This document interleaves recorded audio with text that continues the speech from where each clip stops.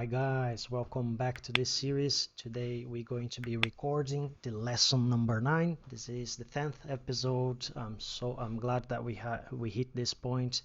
So this episode is all about protecting your routes. We want to add a token. This is going to be a JW token, if the JWT token, if you're familiar with that. So we're going to create the token. We're going to pass the token to the user when the user is logged in. We're going to store the token inside the session. And what we're going to do is every time that we send a request, we will send the token so that we can verify if the user is still being valid. And if it is valid, if it is an authenticated user, what we can do is accept the request, otherwise we can forbidden the request. So that's basically what we're going to do. We will implement in the easiest way possible. Let's go straight to it. So the first thing I want to do is go to the backend, and I will add a few nodes for us. So here in the project, I will paste this. This will be the steps, because it's quite complicated and we need to remember to do all of this. So basically the first step that we're going to do will be add JWT token to the project. And in order to do so, we need to go to the controllers where we use in the login controller. So if you go to your login controller,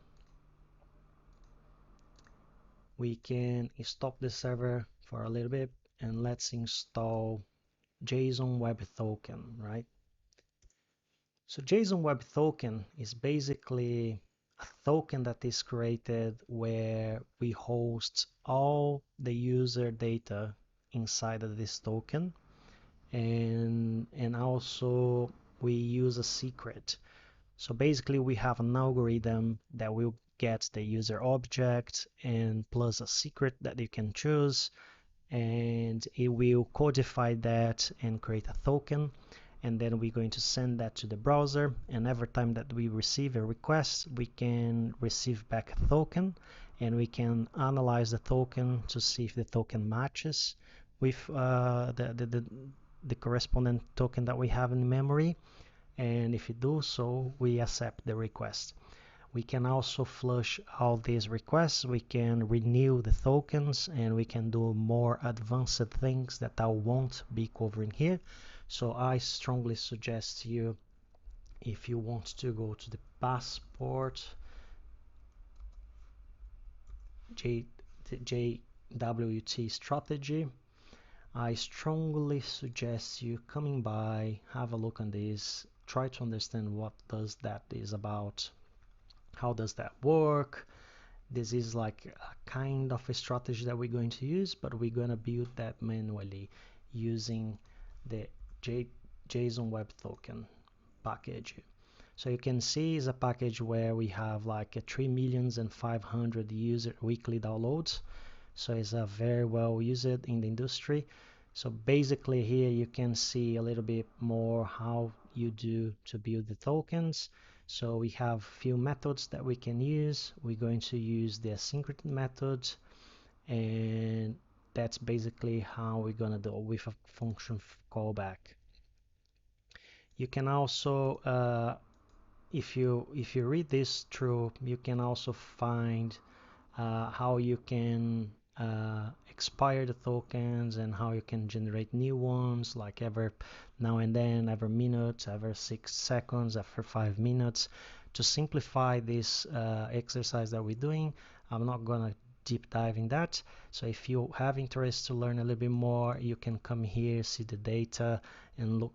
Basically reading here, like it won't be, it will be more than necessary if you want to do that, and it's going to be enough for you to understand. So let's go, let's install this. So basically we need npm install Json Web Token, and I have installed mine already. So after that we basically want to require JWT. So we're going to do const JWT equals to require basically we're going to require that, and that will be our token.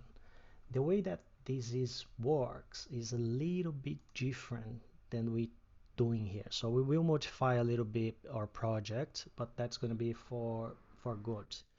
So here we check that we have a user and we compare the password, and basically what we want to do is if the user is a valid user, then we want to create a different response instead to send just the user response. So what we want to do here will be, instead of returning this, I'm going to comment this out, and we're going to use for the first time our token.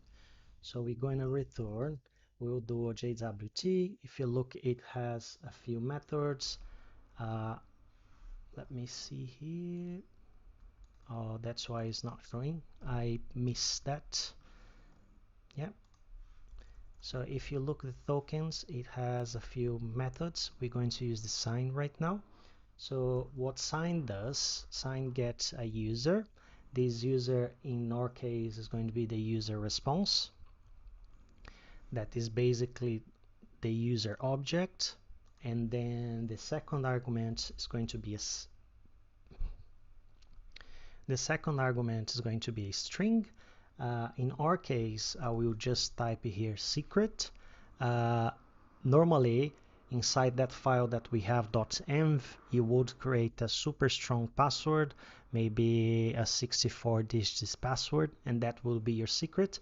And no one can discover that secret because this secret is what the library uses to hash and unhash all the token.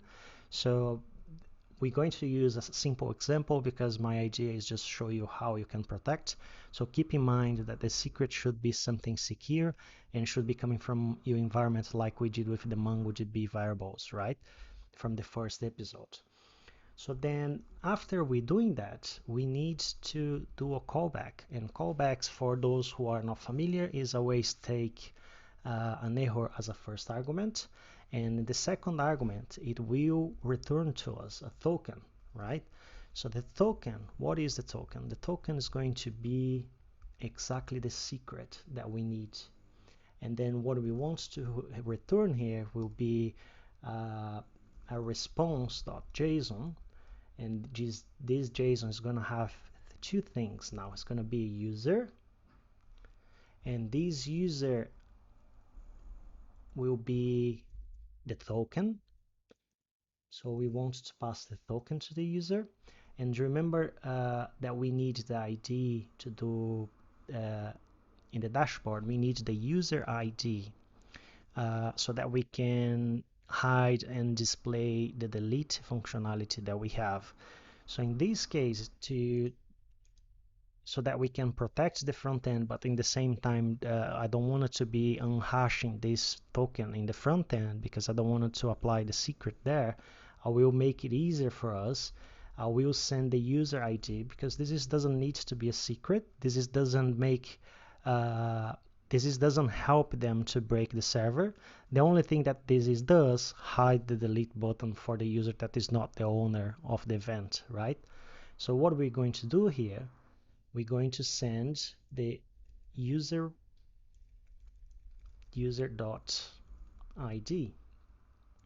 This user ID is basically coming from the user. If you look here, we have this variable here where we find the user by email. If we don't have the user, we return at this point. So in this case here, we know that we have the user. You can even do that.id will be the same, so that you know it's coming from the object. And this is basically going to be our response, right? So the next thing that we want to do is now make sure that we start our dev server again. We don't have any errors.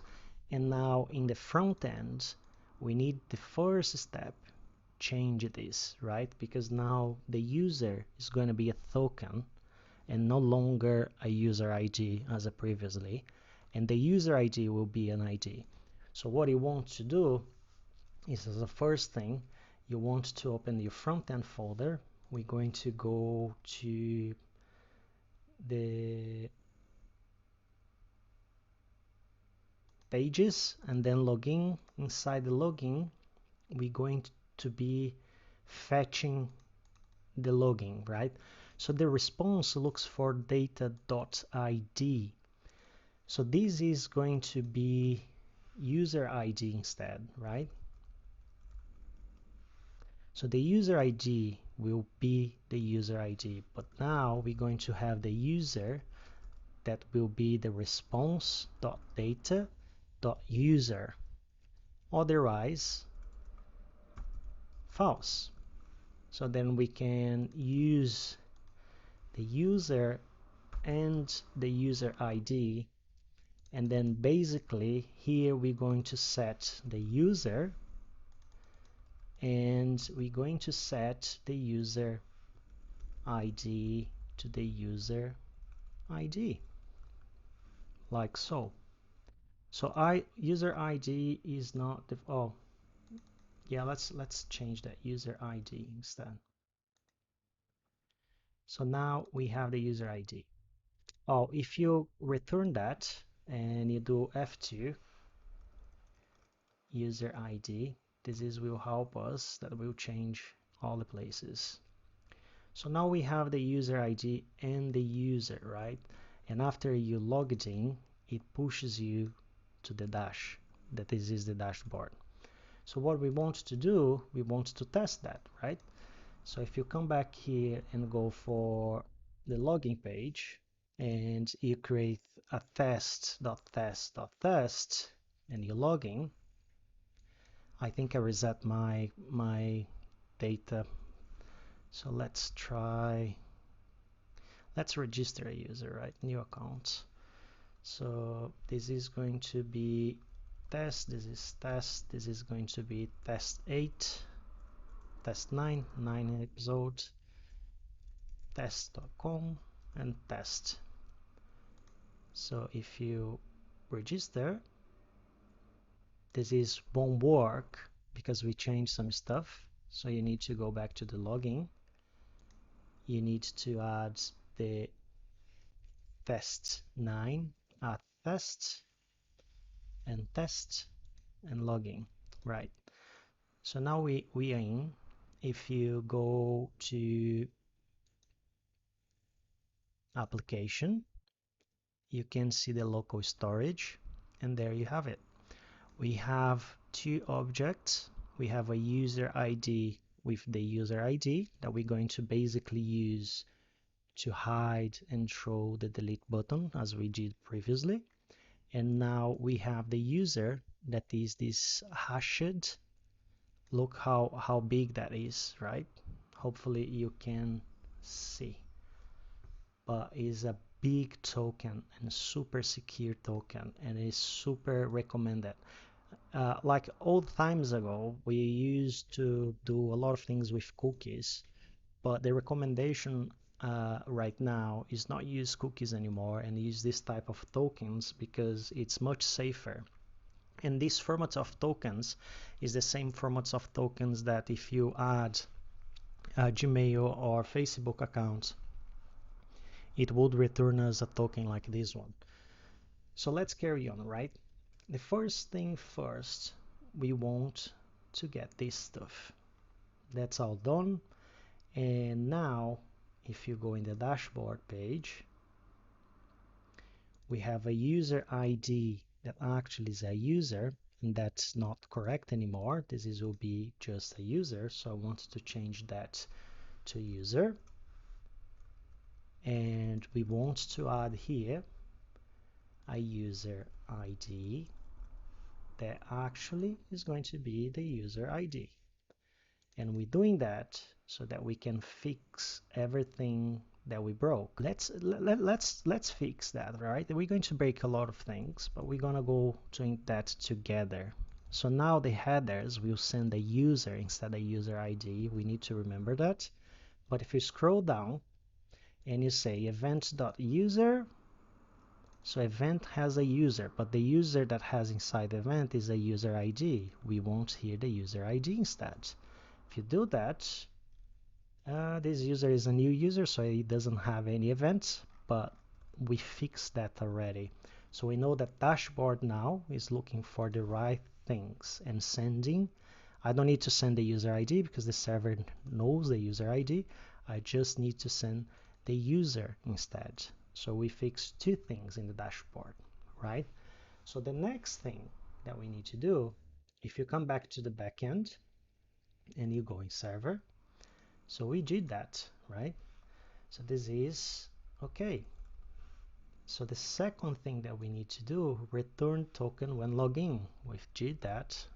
Okay. The third thing, send the token on the request for the dashboard. We did that. Okay.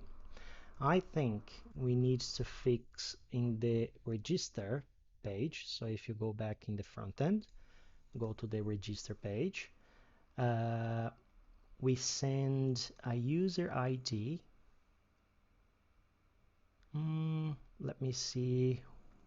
We get the user ID. I see what we did. Basically, this is a logic that we have. So we are creating a new user, and then we are adding the data.id that is coming back to the user. So that means if the user was created, basically you want to send the user back to the dashboard. But this is changed, right?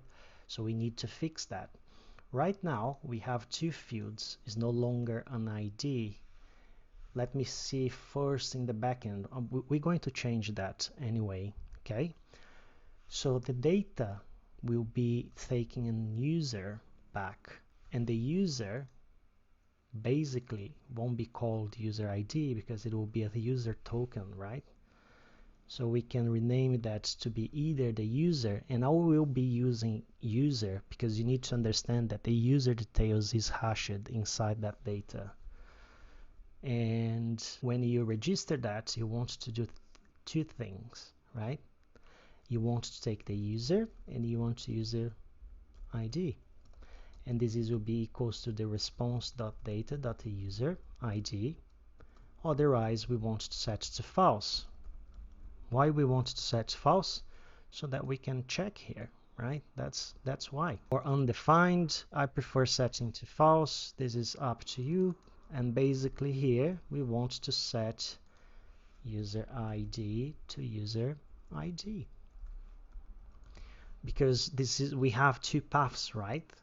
We have the path where the user is logged in, but if you don't have a user yet, what we want to do is basically register a new user, but we need to have the same setup so that works, and send him to the dashboard, and he would be able to see the dashboard. That's why when I register my user, it didn't work. Okay, so now we have this fixed as well. So let me have a look really quick here to see if we're missing anything. I don't think we are. I think it's all good. So we can go back. So if you go back now to the server, these three things are okay. And now we start the hardest parts, right? Create a function to protect the router. What that means, we're going to work with a concept of a middleware. If you don't know what a middleware is, imagine that is a function that will read every single request that passes by. It won't touch the request, it will just append some information to the request. So then when we inside the controllers, we can do checks to make sure that the user is logged in. So we're going to create this inside the route. Actually, if you go in routes, we have all the routers here. So basically what I want to do, I want to create a new file, and that's gonna be we can do inside the configs. That could be a verify token.js. This will be just a middleware. So how do we do that? We do a function. This function will be called verify token. Will take three things that's very important because we're working with routes. So it's a rec, a response, and next. Why next? Next is something that Express uses and basically allow us to say to Express, now you can continue after we're done. Here, we're going to do the follow thing. This token has an industry standard name that we call, its name is bearer header and bearer token, right? So we're going to do that. Be a header, and this is will be basically coming from the request. So this is will be the request dot header. Remember that we change the request, just so that you're following me. When we send the request, when you register a new user, we change that to user, and inside the request, if you look in the dashboard, we change to user. So this is coming inside the header, so we want to grab a user. So this is will be server, verify token. So we want the user because we know that the user will be the token. And we can do a check because we want to make sure that the type of vary header, that this is different than undefined, right? So, but this undefined will be a string, okay? And then if that's okay, we want to define our token. So now instead to be barrier header will be barrier token. And this is will be equals to barrier header, right? Then what we want to do, we want to grab the header, the request, and add a property inside that will be called token. And this is will be equal to bear token. As simple as that. We did everything that we needed, and then we want inside this do a next, so that the software can the code can continue running, right? This is basically so that we can check. In this case here, I think we can do that instead, and we can delete that line, right? Makes more sense. There's a few things here that we are adapting to this example, but basically there's industry standard way that you would append a barrier word in front of the token. We're not doing that, so that's why we can take the token. We don't need to split the token and do other things. If you read the docs, you will understand why I'm saying that. Basically here, we will introduce a new concept right now. So if the middleware cannot find a token, straight away we want to deny this request. So what we're going to do, we're going to do an else, and we will send a rest.sendStatus, and we're going to return a response with a status 403. This is a forbidden request, so that means you're not authorized.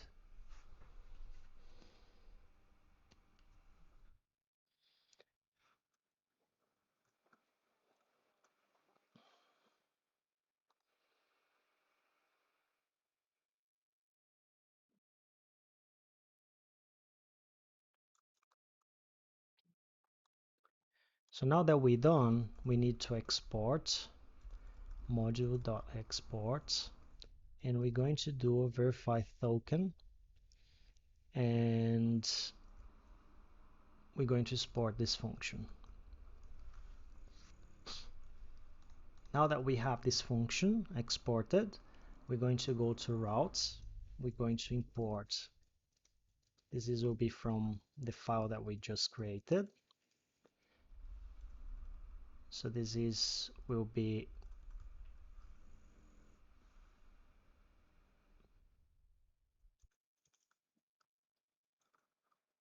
from configs verify token. And that's up to you if you want to use semicolon, if you don't want to use it. I'm just adding everything so that every single part of the code becomes equals. We're going to use, if you want, a script to fix that, but right now I'm just going to add where I see, so you don't need to do that if you don't want to, just to be consistent. So the verified token now is a function that will do the follow thing for us. If you go in the dashboard, we have a few requests, and the main request that we have is get all events. And now basically what we want to be doing is basically append that before every single one of these. So I selected all of them. I've been fancy using Ctrl D, and I will be coming back. I will insert a comma. I will coming back one more time, and I will add that function here.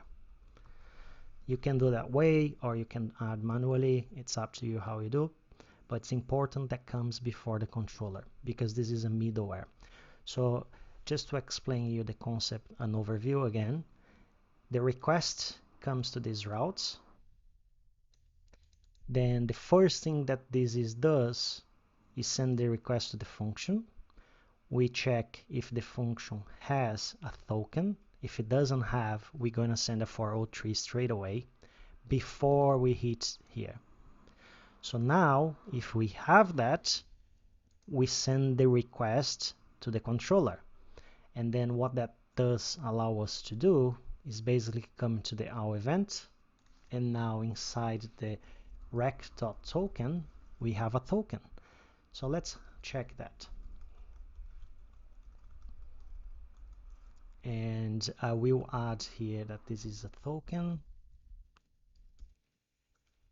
And we're going to try to see that token, right? That's going to be the only thing that we're going to do right now. So what happens is, do you remember that my user has a token? So now we're going to refresh this page. We're going to see if we have any error. We don't have any error, apart from the images that we have since the beginning. And you can see that now I have a token. So the middleware is working, but the middleware is not doing anything with the token, right? So what we want to be doing now, I will simplify, we're going to modify the controllers, right? So the first thing that we want to have a look is inside the controller, check for the token. We're going to decode this token. We're going to access the user ID, the user from the token, because we won't trust the user ID from the browser anymore, because you can go change your user ID.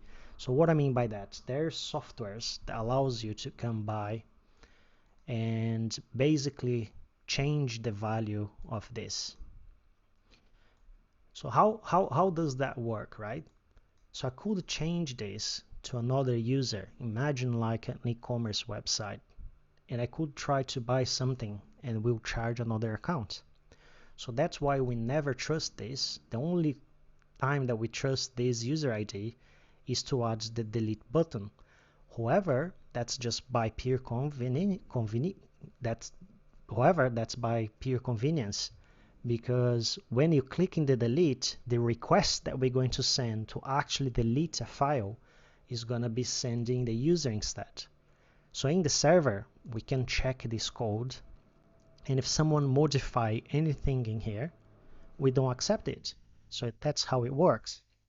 And that's why it's much more secure than any other way that you can do, because it's huge and has encryption, right?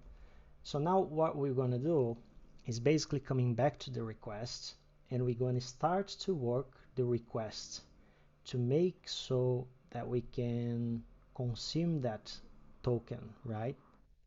Basically, that's basically what we want to do. So the first things that we want to do, we will take this async method out, and you will understand why in a second. And then we're going to start to append the JWT token here. So if you go to your login and you copy that line, JWT, or if you want to import again, that's up to you. So we will need that for every single controller that we're gonna use.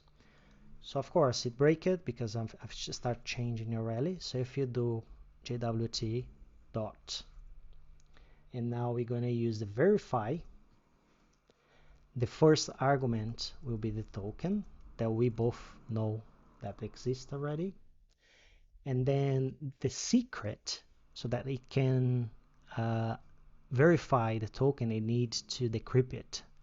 So we use secret, right? So if you go in login, just so that you understand where this is coming from, when we create the token, we use a word secret. Remember that I said to you that you should use something secure, should use something that comes from the environment variables, and the example that how we did the Mongoose is the perfect example, right? The MongoDB secret. But in this case, just to show that, to teach you how does that work, we're doing like that. So if you come back to here, this is the secret. We know the secret, so that's why I'm using that. And then here is going to be a callback function. Remember that? So we're going to use, in this case, an async function, and we'll take an error, like I did say before, and an authorization data block that will bring the user inside. So basically what we want to do is very, very simple. We want to do an if we have an error, because callbacks we want to check for an error first. We want to send a send status for all three, right? If we don't have any error, what we want to do is an else, and then that we have an else, we will bring all this functionality that we have inside else, apart from the token. Let me bring this. So you copy everything, and now we want to execute this code just if we have a token that is a valid token. But before we're doing anything, be aware that we're checking for a few things here. In this specific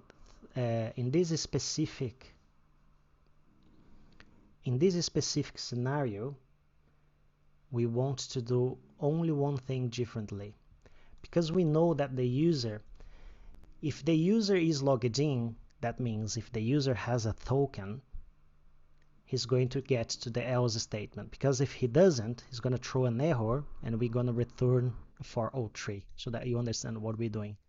So if he passes from the else, that means this block of code will be executed.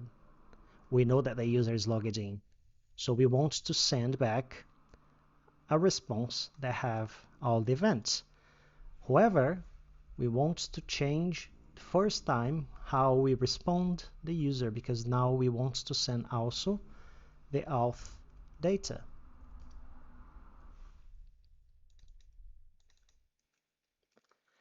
And this is a break change, because the front end is expecting just an event. It doesn't know what to do without data. So it's going to break our front end. If you go now directly to here, I'm going to just press F5. It breaks everything. So we're going to fix that now. Basically, if you go to your dashboard again,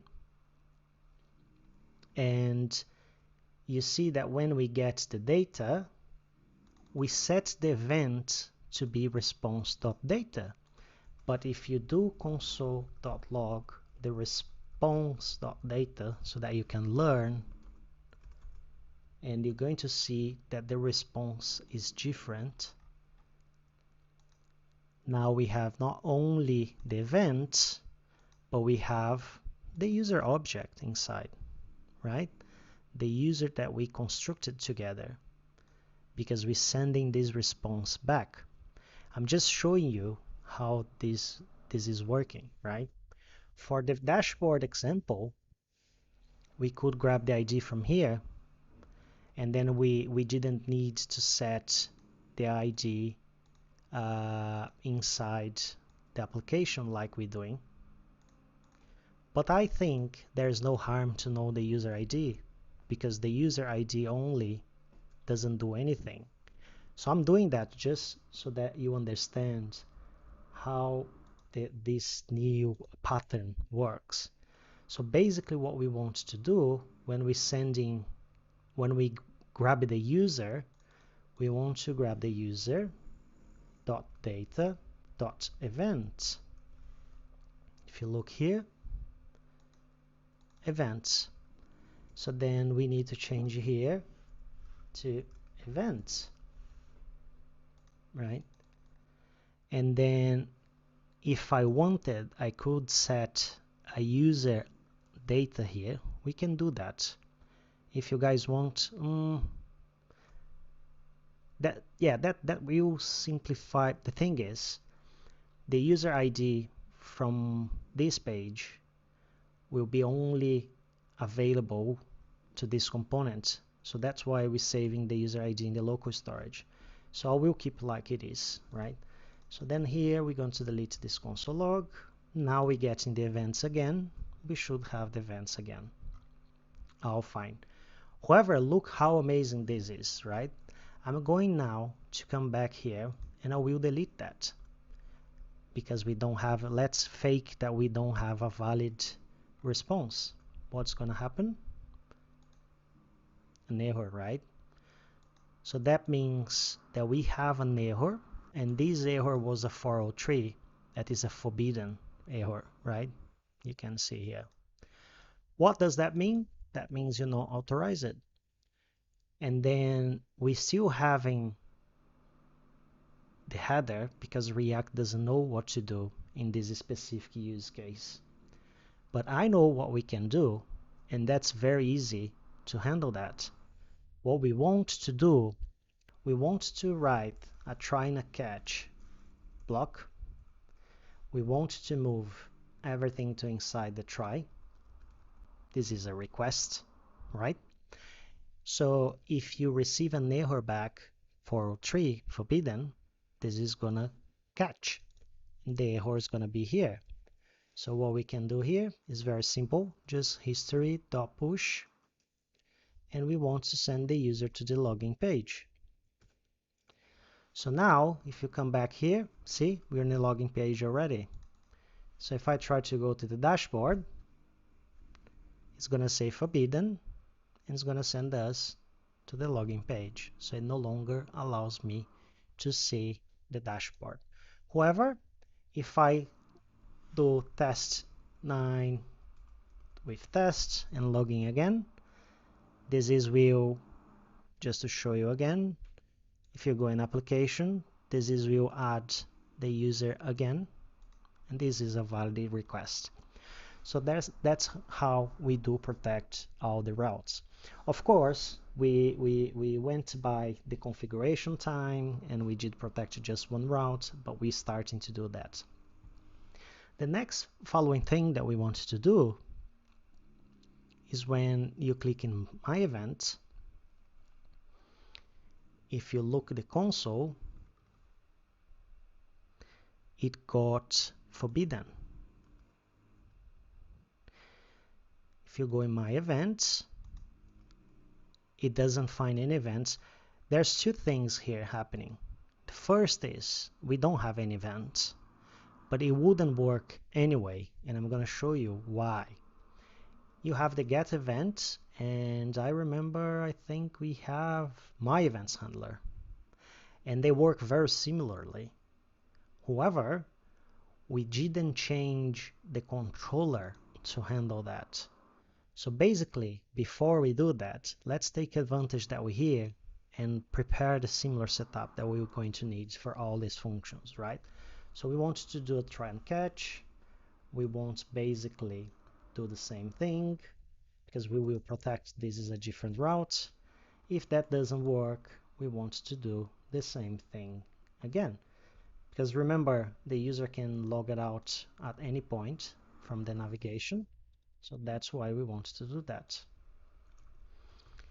This is we'll look at the events, we'll pass the user. From the user, we're going to handle in the backend, but this is going to be the data.event as well. So the same thing, we want to go for the delete. The delete has a try and a catch already, so it's going to be a little bit different. So we know that this API will send an event ID. However, if you look at the URL quite easily, you can see that we are missing to pass the header. And now, because we're using the validation, we're gonna use soon, we need to pass the second argument with header and the user inside. And then the rest of the code here can be all the same. However, in this case, we're not redirecting the user right now. He's in the dashboard, so that means if at any point he's not logged in, he will be redirected by the get event function that get fired anyway. So now that we have these functionalities corrected for the new use case that we have, we can basically go back to the dashboard controller and do the same verification for the other routes, right? So here, this line will be always the same. So what we can do, we can delete the async words, because the async will be down in the line, and then we do this, and then of course here I'll need to close that function. So I will do a space here. However, I just want to do that if we don't have an error, right? So it'll be if and else. This will be the else functionality, and then the condition will be if error, you can send a forbidden response. However, here is going to be quite interesting one. Remember where the user ID is coming from? Yeah, from the auth data, right? So when you receive an event by ID, we're looking for the event ID, and we're sending a response with the event. So similar like we did here, we want to update the response. So if you have the event that you're looking for, we want to respond with the event, right? If that is the event, I think we have an error in the front end. Let's come back to the front end. Get event, my events handler, events. This will be event instead, okay? Because we're sending a singular event. That's actually wrong if you really think. We're gonna send event. And the reason being is my events is a plural. We're gonna take more than one event if we have more than one. So we'll fix that in the backend, because that's like doesn't sound correct for me, right? So basically I'll do here F2, you're more than welcome to do the same, and we're going to be sending events instead. This is the shortcut. I think I've mentioned that before, but this is basically, because it's an object destruction, is basically the same if we have been doing that instead, right? This is all the same. So just in case if you don't know, if I had here different value, I would need to explicitly say how I want to return that. Now we have event by ID and get our event working. Let's get event by user ID. This will be very similar. We're gonna copy this line again. We will take down this as we did before. We will add this line. Remember, we need to close this function. So here we're going to close that function. I will format, and then basically we can do an if and else. If an error, I want to forbidden, will be the same exactly thing. Else, I want just to delete that and wrap here. So I'm embracing everything with the else. However, here is the big difference. Remember that the rec.headers is now bringing an user, but we won't, this is not a user ID now, this is a token, right? Remember the token? So now the user will be sending back this, right? And we know that if we send to MongoDB this, we won't find a user. So what we can do, we can say, if we get to this point, this is meaning that we have a token already. If I have a token, I know that inside the auth data, I will have some data. So if you use here instead an auth data.user.id, because remember that we checked that when I show you the console log the previous time. We can do the same again if you are not sure. So let's go back to here. What we can do is say get the event, but before do anything with that, please look at the response.data and console that for us, because we're interested to see what we have inside. So we have an auth data, inside we have a user, and inside the user, boom, we have the user ID. So that means that they don't have a way to change the user and make us perhaps delete or create an event with a fake user, right? Because we're using the safest way to do so. So now every time that we do something similar, let's go back to dashboard controller.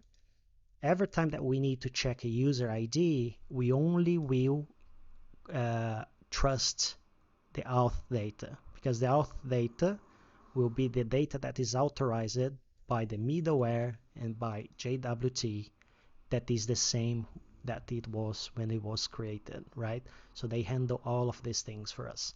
The similar thing here, instead events, we're going to send events and auth data down, right? So it's not what you send down, it's where you're using the data from that you need to trust. So similarly, if we have an error, this is fine. This is all looking fine now. So basically now we have dashboard working fine, right? So what we can do, let me go back to the front end. I will be removing now this console log, and let's create some events so that we can test, right? If you go, remember the create events is not protected yet, just in case if you're wondering. So we have these episodes. I want to call this 5k. Let's run 5k. Price I will put 99 because I want to put 99. The day could be the 31st. Sport, swimming. If you submit that, what happens? It doesn't work, does it? So if you go in event, so we broke here because the ID for a user is wrong. Of course, we changed that. So if you go in the events page in the index, let's look for the user ID. Does that sound familiar? This is no longer the ID. The user ID now is from user ID, right?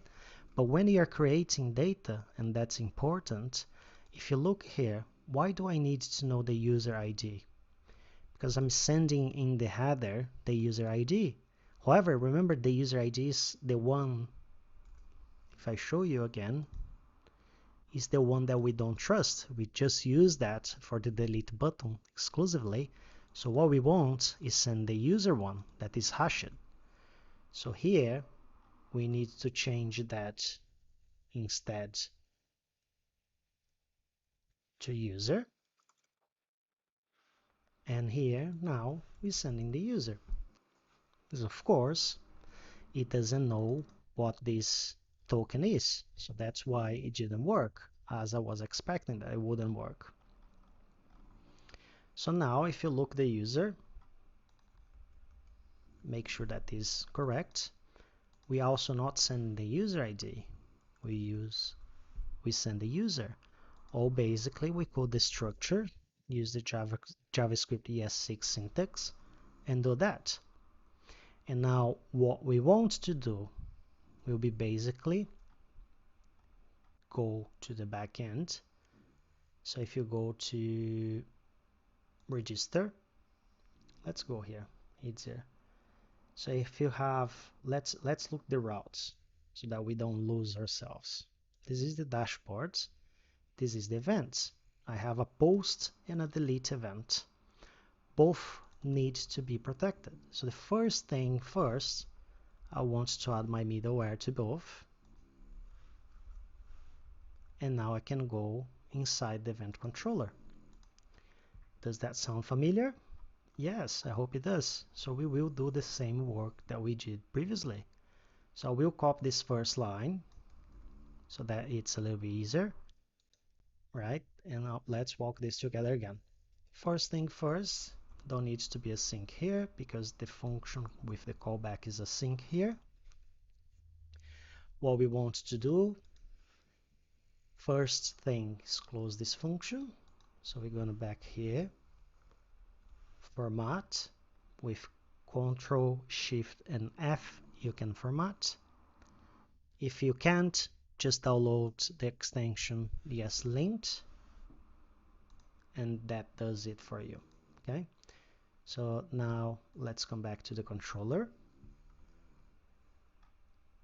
Inside here, we have a lot of things coming from the body, the user ID coming from the header. No, we don't trust this anymore because we have a different way.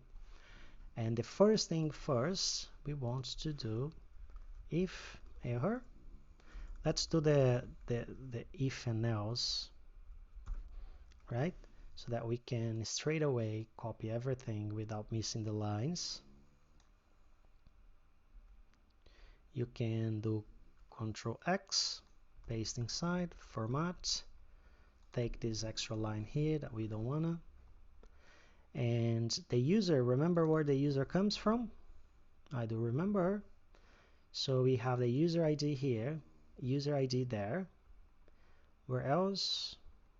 Just that. So I can do that.user.id because this one is the trustable one, right? And if I have an error, I want to do a res.status code 403.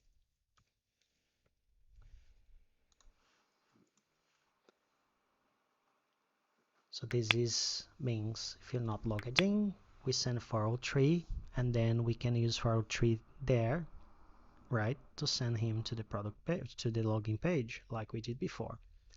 And the same way, I'm gonna copy this, and let's fix the delete. So I'll paste here, delete async. I will first close the function so that we can format. We'll come down, if and else. Here will be an error. Now we'll copy everything from here. When you learn how to use the tools that you have, you can be very productive. So now that we have an error, you can basically copy from this line. If you want to be quicker, I mean copy, not cut. And then we can paste res.statescode 403. Didn't copy everything, don't know why. And then basically here, that's important, right? This is a delete. So what we do, we get the event ID. However, this is inside the authorization. So that means I don't even need to check the user ID because the token was sent. Let me show you again so that you follow me. If you look the login, the index in the front end, let's go to the dashboard. If you look to the delete handler, now we're passing the user. If you track the user, one more time, the user is being from the local storage that we learned that the local storage user is all the hashed data that we have, that means the token. So then inside, automatically inside the controller, I've closed the controller, let's go an events controller. That means if we don't hit this error here, that means that the user is logged in. So I can just go use the events ID that he sent, delete everything, otherwise return an error. And that is super easy, and that's how we're doing. However, when we're sending the data down, or in this case we don't need because we're sending just a 204, that means that the data was deleted. So that's more than enough for us. Now that we have the event, let's have a look again in the routes. We protected already all of this. Login page and register page, you don't wanna be login page, you don't want it to protect because the register page, because is the page that is public that he wants to register. The login page you don't want it to protect, same way. The registration, we have to register the events that we're gonna create in the next episode. So we will do that when we're doing that episode, but basically the core functionality that we have is all protected. And the user ID, it depends how popular the series gets. I left this behind because we're gonna create a user portfolio, a user page where you can change your name, change your mail address and stuff like that. So it depends how popular the series will get. We're going to implement that. So I leave that behind. And this will be the next episode. So far so good. We have the main thing done. Now it's time for us to test.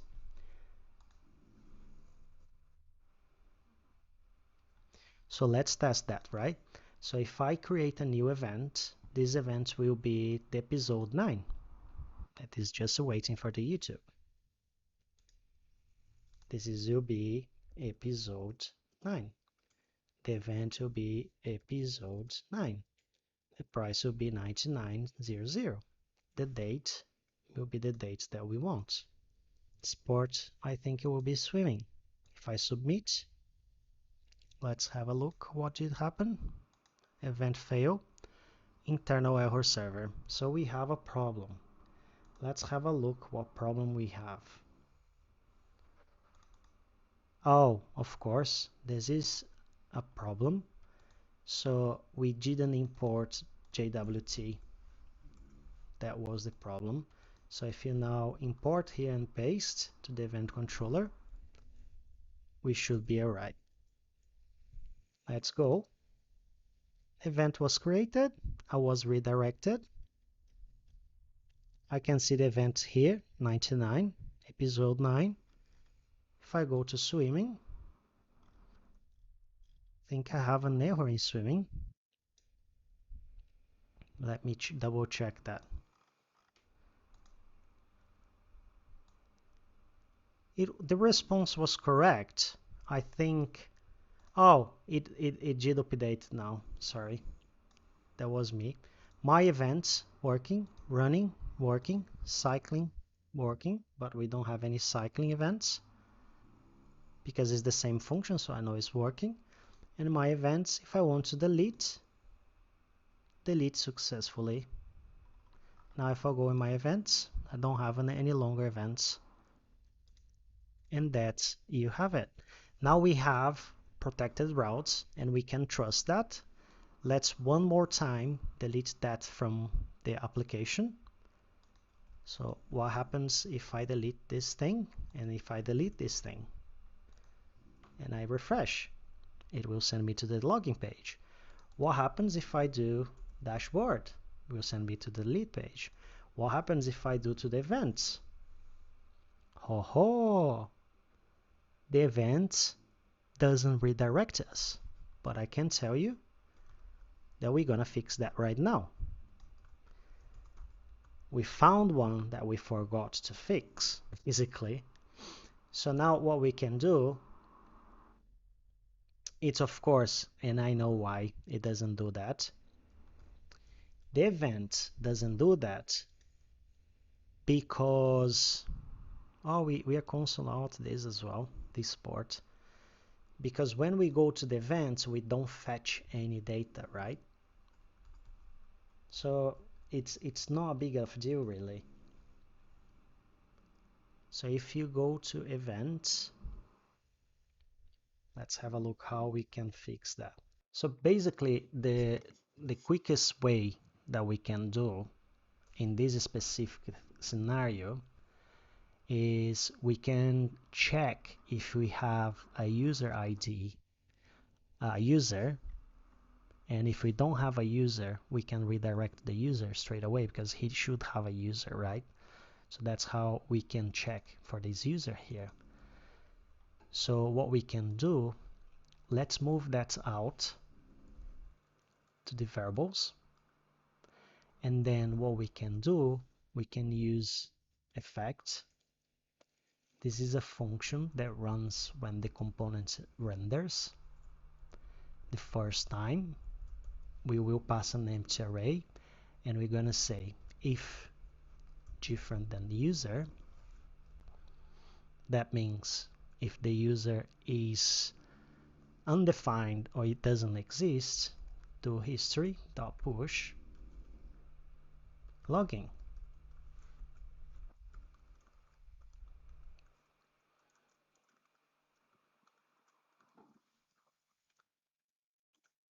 So now, if I go to events, it will send me straight away back because I don't have any user.